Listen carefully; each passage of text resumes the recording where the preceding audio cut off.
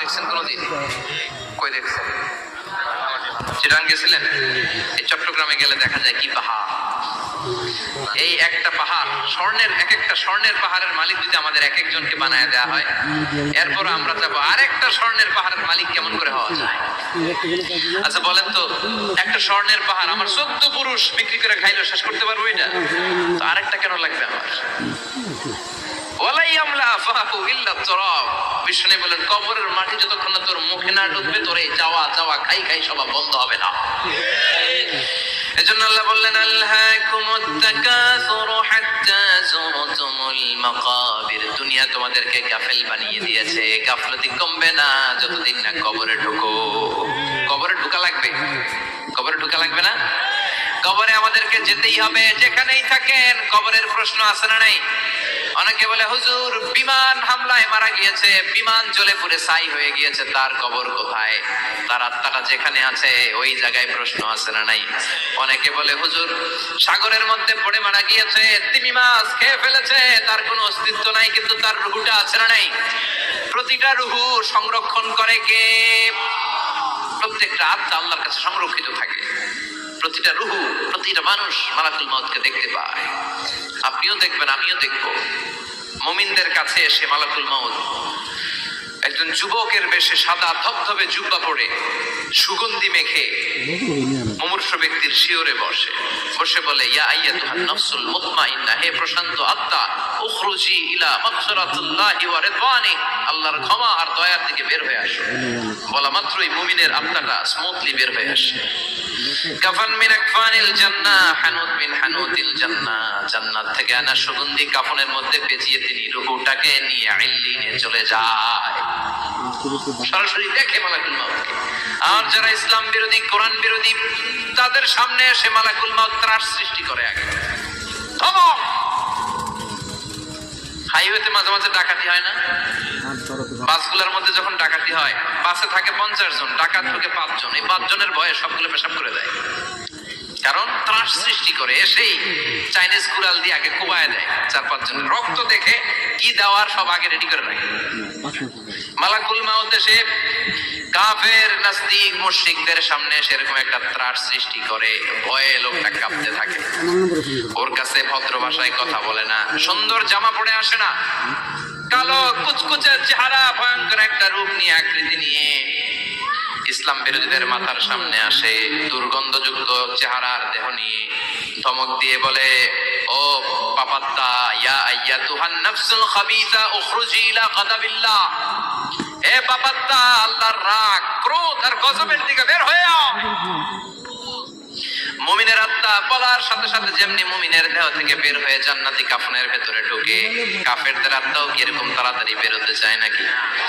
কাফেরদের আত্মা বেরোতে চায় না। ডানে দৌড়, বায়ে দৌড়, সামনে দৌড়, পেছনে দৌড়,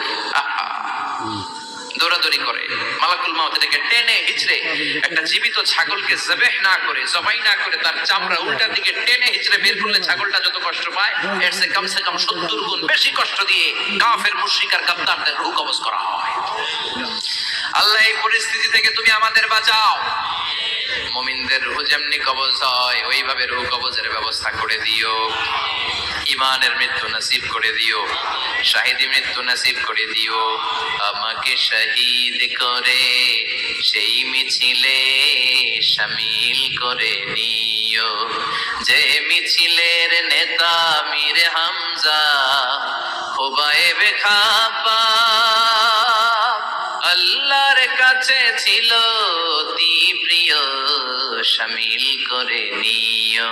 আমাকে শহীদ করে সেই মিছিলে শামিল করে নিও। পড়েন আমিন, আর জোরে পড়েন আমিন। তার মানে বিমান দুর্ঘটনায় হোক, কিংবা লঞ্চ ডুবিতে হোক, কিংবা আগুনে পড়ে হোক, কিংবা আত্মঘাতী হামলায় হোক, যে যেখানেই মারা যায়, কবরের 3টা প্রশ্ন তার জন্য আছে না নাই? ইসলাম বিরোধীদের জন্য প্রশ্ন 3টা, আপনারা যারা মুমিন তাদের জন্য 4টা, আপনাদের জন্য একটা বেশি। আলহামদুলিল্লাহ। কোন কবরে এসে প্রথম প্রশ্ন করবে, মুনকার নাকির যখন চলে আসবে, 40 কদম যখন আত্মীয় স্বজনরা লাশটাকে কবরের মধ্যে দিয়ে 40 কদম চলে যায়, তখনই ফেরেশতা চলে আসে। শেষ, সব শেষ। এসেই পরীক্ষা শুরু। মার রব্বুক, তোর রবের নাম কি? চিল্লায় বলেন আমাদের রবের নাম কি? আমরা বলবো রব্বি আল্লাহ, আল্লাহ আমারে রব। দমে দমে তনু মনে তারি অনুভব। পড়েন আল্লাহ আমারে রব। তোমার দুনিয়াতে আমি যেদিকে তাকাই, অথই নিয়ামতে ডুবে আছি সবাই। পাখপাখালির গানে শুনি তসবিহ কল রব, তসবিহ কল রব, আল্লাহ আমারে রব। প্রথম প্রশ্ন, তোমার রব কে? আমরা বলবো আমাদের রব আল্লাহ। দ্বিতীয় প্রশ্ন, ওমা দীনু, তোমার ধর্মের নাম কি? আমরা কি বলবো? তৃতীয় প্রশ্ন, বিশ্বনবীর চেহারা দেখিয়ে বলা হবে আতারিফু হাদার রাজুল, এই লোকটারে চিনো নাকি? আমরা বলবো চিনি, আমাদের প্রাণের নবী, ঠিক কি না?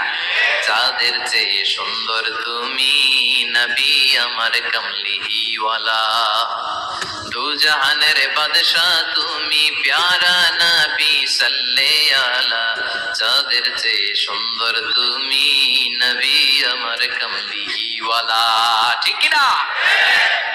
তিনটা প্রশ্নের যথাযথ উত্তর যখন দিয়ে দিলেন, আপনার জন্য অতিরিক্ত আরেকটা প্রশ্ন করা হবে, ওয়ামা ইলমুক, তোমার নলেজ কি? তিনটা প্রশ্নের উত্তর যে তুমি করতে পারলা, কিভাবে পারলা, কেমনে জানলা?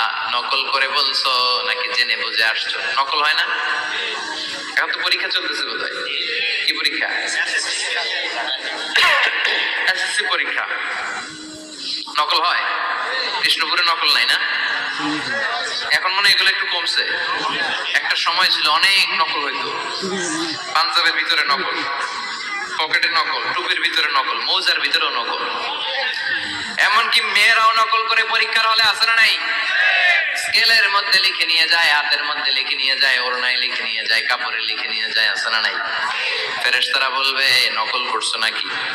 কেমনে জানলা? তিনটা প্রশ্নের উত্তর তুমি কেমনে বললা? আল্লাহ তোমার রব, ইসলাম তোমার ধর্ম, এই লোকটা বিশ্বনবী, কেমনে চিনলা? আপনাকে তখন বলতে হবে আমি কোরআন থেকে শিখেছি, আমি হাদিস থেকে শিখেছি, আমি ইসলাম জেনে বুঝে মেনেছি, আমি আন্দাজে কোথাও করি নাই। চিল্লা এখন ঠিক কিরা?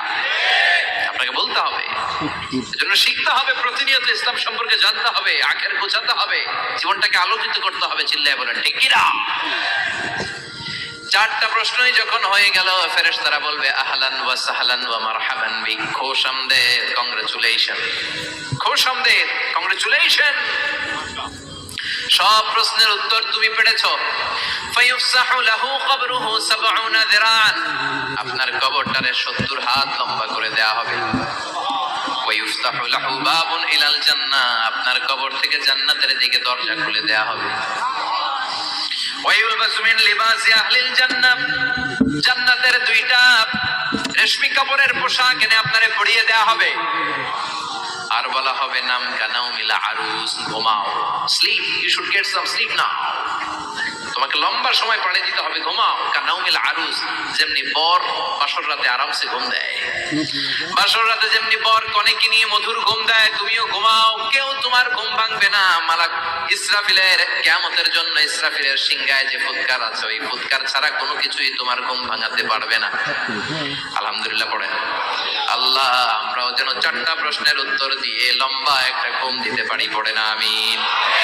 ওয়াম্মাল কাফির ওয়া আহলুশ শিমাল, আর ইসলাম বিরোধী যারা, তাদের সামনে আসবে মালাকান আসওয়াদান আজরাকান, কৃষ্ণ বর্ণের দেহ, নীলাভ বর্ণের দুটো চোখ, গায়ের রং কালো, চোখের রং নীল, দেখতে কেমন লাগে? আলিফ লাইলার ভূতের মতো, কথা কন। গায়ের রং কালো, চোখের রং নীল। ফেরেশতা দুইটা আসবে, এসে ত্রাস সৃষ্টি করবে, এসে বলবে বল তোর রবের নাম কি? আর রব্বুক, ইসলাম বিরোধী মুশরিক কাফের নাস্তিক এরা বলবে আমি জানি না আমার রব কে, আমি জানি না, আমি তো আজীবন শুধু চিয়ার করেছি, মদ খেয়েছি, আমি ধর্ষণে সেঞ্চুরি করেছি দুনিয়ার বুকে, আমি টেন্ডারবাজি করেছি, চাঁদাবাজি করেছি, আমি মাস্তানি করেছি, আমার দাপটে এলাকার ইসলাম প্রিয়রা বাসায় ঘুমাতে পারে না। আমি ছিলাম টেন্ডারবাজ, আমি ছিলাম গডফাদার, সন্ত্রাসীদের লিডার, আমি ছিলাম ডন 1 2 3 সব, আমি ছিলাম ডনের ডন। আমি ছিলাম মাস্তান, রংবাজ, রব টপ কি আমি তো জানি না। লাদ্রি লাদ্রি আমার জিজ্ঞেস করো না। আবার প্রশ্ন করা হবে ওয়ামা দীনুক, তোর ধর্মের নাম কি? বলবে লা আদরি, আমার কোনো ধর্ম নাই, আমার কোনো ধর্ম নাই। আমি শুধু মৌজ মাস্তিতে ছিলাম, আমি আনন্দ ফুর্তি করেছি, ইসলাম নিয়ে আমার মাথা ব্যথা ছিল না। আজীবন ইসলামরে আমি বাস দিয়েছি, চিল্লায় বলেন ঠিক কিনা? ইসলাম বিরোধীদের সাথে ছিল আমার চলাফেরা, আমার সব সাঙ্গ পাঙ্গ ছিল গুন্ডা বদমাশ ইসলাম বিরোধী। রব কি, ইসলাম কি, এগুলো আমি জানি না। আমার এগুলো জিজ্ঞেস করো, ধর্ম কি আমি জানি না, আমি কিচ্ছু মনে করতে পারছি না। 3 নম্বর প্রশ্ন করা হবে আতারিফু হাদার রাজুল, দেখো তো এই লোকটারে চিনো কিনা? কয় না, চিনি না, তবে মনে হয় এই লোকটারে দুনিয়ার বুকে আমি গালি দিতাম, এই লোকটার বিরোধিতা করতাম, ব্লগের মধ্যে এই লোকটার ব্যাপারে কুৎসা রটনা করতাম, এই লোকটার কার্টুন বানিয়ে আমি হিংসা ছড়িয়ে দিতাম, এই লোকটার ব্যাপারে আমি এলাকার মধ্যে অপপ্রচার চালাতাম। ফেরেশতারা বলবে তাই? এই ছিল তো ডিউটি। দাঁড়া, এখনই আমাদের খেলা শুরু, এখনই শুরু। ফায়ুতরাকু বিমাতারিক মিন হাদিদ, লোহার একটা হাতুড়ি দিয়ে মাথা থেকে পা পর্যন্ত পিটানো হবে, পিটিয়ে ওর গোশতের হাড়গুলোকে থেতলে ফেলা হবে। ওয়ায়ুকালু লিল আরদি ইলতাইমি, কবরের দুই পাশের মাটিরে বলা হবে এবার দুই দিক থেকে তোরা চাপ দে, চাপ দেয়া হবে। ধাক্কাধাক্কি করেও সে সুবিধা করতে পারবে না, মাটি আস্তে আস্তে আস্তে আস্তে দেহের দুই দিকে লেগে এমন জোরে দুইটা চাপ দিবে, ফাতাখতালিফা আদলাউহু, তার ডান পাশের পাজরের হাড়টি বাম দিকে ঢুকে যাবে, বাম দিকের হাড়টি ডানে চলে যাবে। বিশ্বনবী বললেন এই হাতুড়ি দিয়ে পিটানোর শাস্তি, কবরের চাপ দেওয়ার শাস্তি চলতেই থাকবে হাত্তাল কিয়ামা, কিয়ামত পর্যন্ত। আল্লাহ কবরের শাস্তি থেকে আমাদের বাঁচাও। আমরা এই আযাব পেতে চাই না, আমরা যেন ঠিকভাবে কবরের 4টা প্রশ্নের উত্তর করে দিয়ে লম্বা ঘুম দিতে পারি। আল্লাহ তুমি তৌফিক দাও। এজন্য আল্লাহ বললেন গোলাম দুনিয়া নিয়ে পাগল হয়ে থেকো না, এই দুনিয়ার জীবন আসল জীবন নয়, আসল জীবন হলো কবরের জীবন। জোরে বলেন ঠিক কিনা? এই জন্য মাঝে মাঝে কবরে যাবেন, কবরস্থানে দাঁড়িয়ে চিন্তা করবেন এই জায়গায় আমারও আসতে হবে। দিন যাবে, রাত আসবে, বৃষ্টি হবে, শীত আসবে, কেউ আমার দেখতে আসবে না, একা থাকতে হবে, একা, বড় একা, অন্ধকার, বড়ই অন্ধকার। ওই কবরের জীবনের সামান গোছানোর দরকার আছে না নাই? ওই কবরের সুখে শান্তিতে থাকতে চাইলে নামাজ পড়ার দরকার আছে না নাই? কোরআন পড়ার দরকার আছে না নাই? ছেলে মেয়েগুলোরে মানুষের মতো মানুষ করার দরকার আছে না নাই? বান্ধব সাদা তোমার 1 নম্বর আছে না নাই? ব্রো, শরীরে ঢুকেছে করোনার